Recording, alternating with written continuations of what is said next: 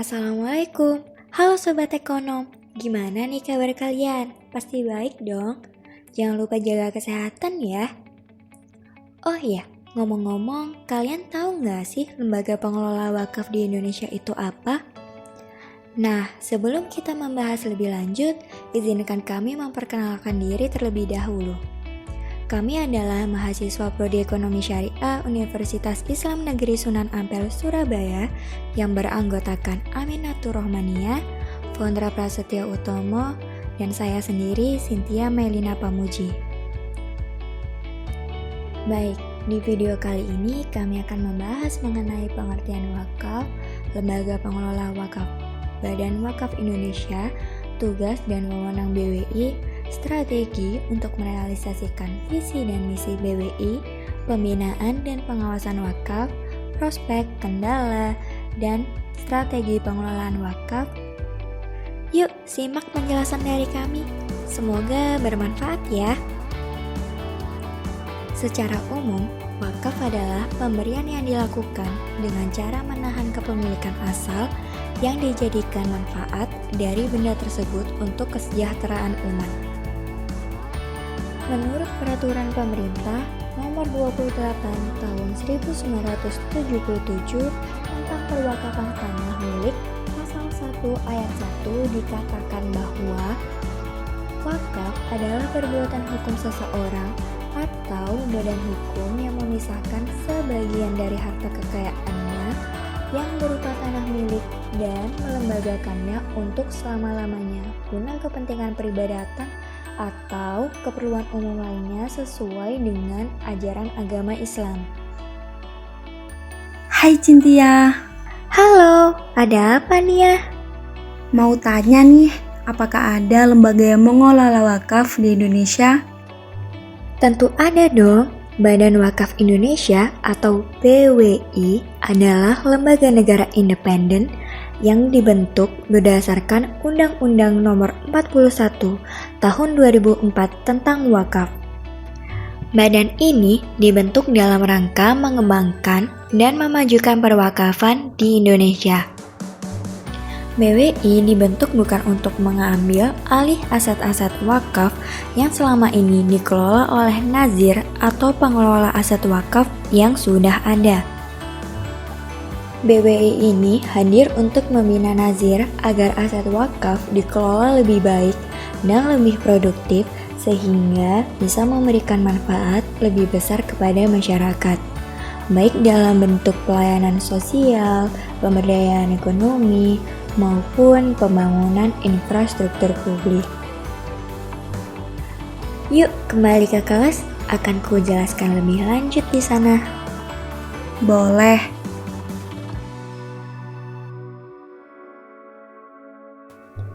Dalam melaksanakan tugas dan wewenangnya, BWI bekerja sama dengan Kementerian Agama, Direktorat Pemberdayaan Wakaf, Majelis Ulama Indonesia, Badan Pertanahan Nasional, Bank Indonesia, Badan Perencanaan Pembangunan Nasional, Islamic Development Bank, dan berbagai lembaga lain.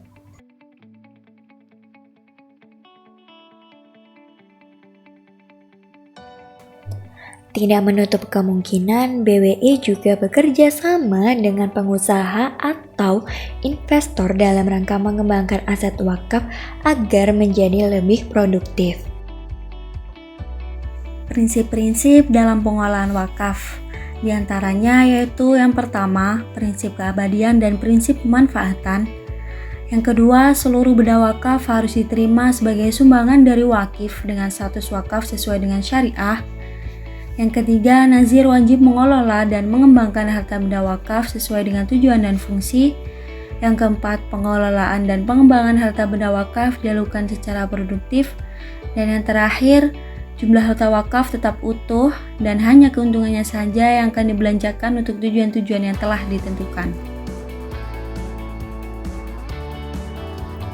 Adapun strategi untuk merealisasikan visi dan misi Badan Wakaf Indonesia, yakni yang pertama, meningkatkan kompetensi dan jaringan Badan Wakaf Indonesia baik nasional maupun internasional.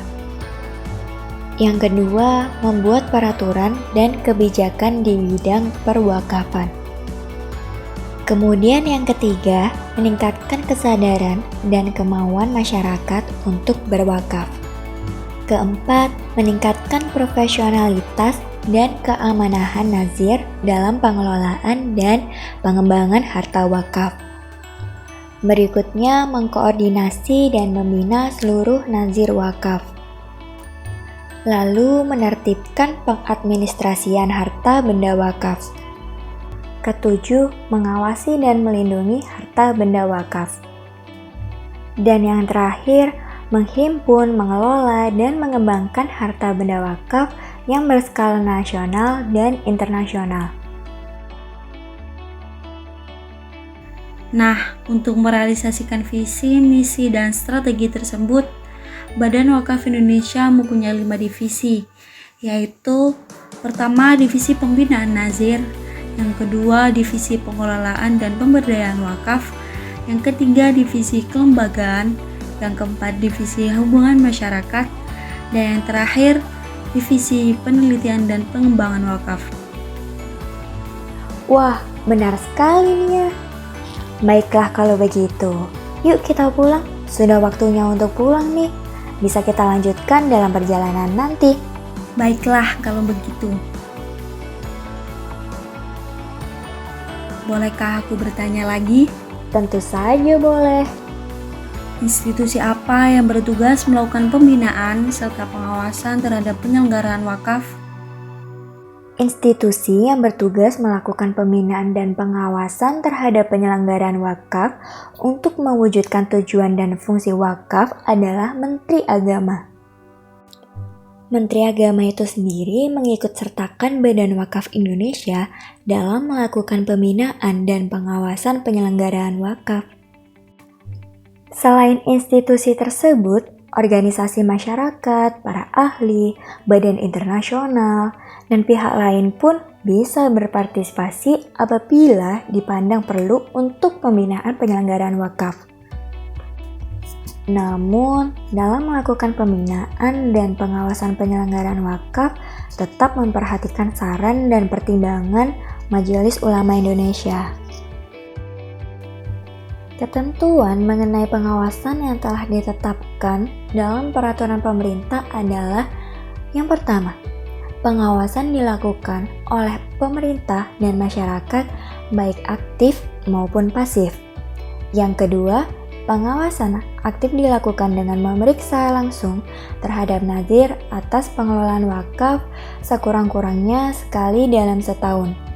Yang ketiga, pengamatan pasif dilakukan dengan mengamati berbagai laporan yang disampaikan nazir berkaitan dengan pengelolaan wakaf.